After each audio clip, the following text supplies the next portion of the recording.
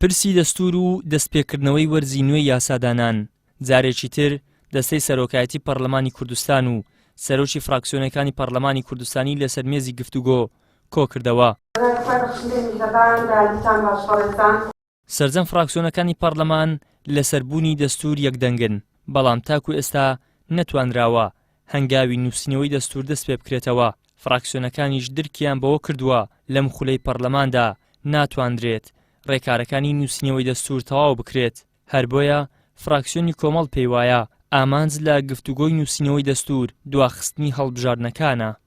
بە پێویستی دەزانین کە هەرێمی کوردستان خاوەنی دەستور بێ، بەڵام پرسیار دەکەین ئایا لە 30 ساڵی ڕابردوو بۆچی هەرێمی کوردستان نێتوانین بێتە خاوەنی دەستور؟ چێ بەرپرسیارە لەوەی کە ئێمە نەمانتوانین ببینە خاوەنی دەستوری خۆمان؟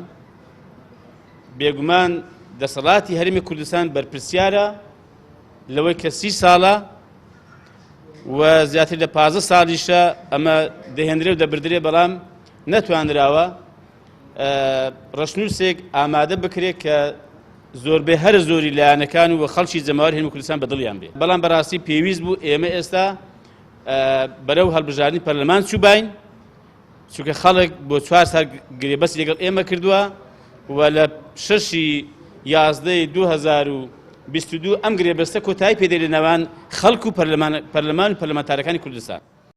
بەشێکی تر لە فراکسیۆنەکان پێیان وایە نووسینەوەی دەستور پێویستی بە کەشوهەوایەکی دەستوری هەیە، بەڵام ئێستا هەرێم لە ڕووی کردەیەوە 2 ئیدارە و 2 دارایی و 2 ئاسایش و 2 هێزی پێشمەرگەی هەیە و ئەمەش سیماکانی نەبوونی زەمینە سازی بۆ نووسینەوەی دەستور زیاتر زەق کردوتەوە.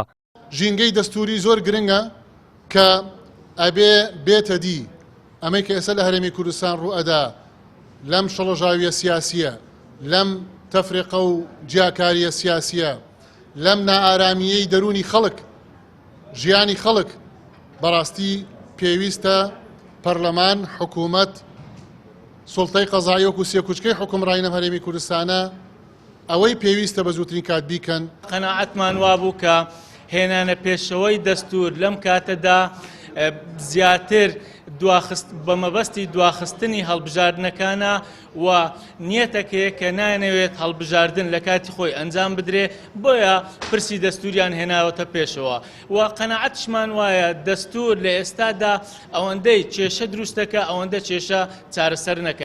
لەبارەی نووسینەوەی دەستور بۆ هەرێمی کوردستان 2 بژاردە لە بەردەم پەرلەماندا هەیە کە بریتین لەوەی هەمان ئەو لیژنەیە کارا بکرێتەوە کە بە یاسای ژمارە 4 ساڵی 2015 ڕاست پێدراون بۆ ئەوەی دەستور بنووسرێتەوە. پێشتریش ئەو لیژنەیە لەسەر 73 مادە گەیشتبوونەتە ڕێکەوتن، یاخود دەستەیەکی تر بۆ نووسینەوەی بڕگە و مادەکانی دەستور هەڵبژێردرێن و متمانەیان پێ بدرێت. لە گفتوگۆی دەستەی سەرۆکایەتی پەرلەمان و سەرۆکی فراکسیۆنەکانیش هیچ کام لەو بژاردانە یەکلا نەکراونەتەوە. ئیدریس محەممەد، کەناڵی ئاسمانی پەیام، هەولێر.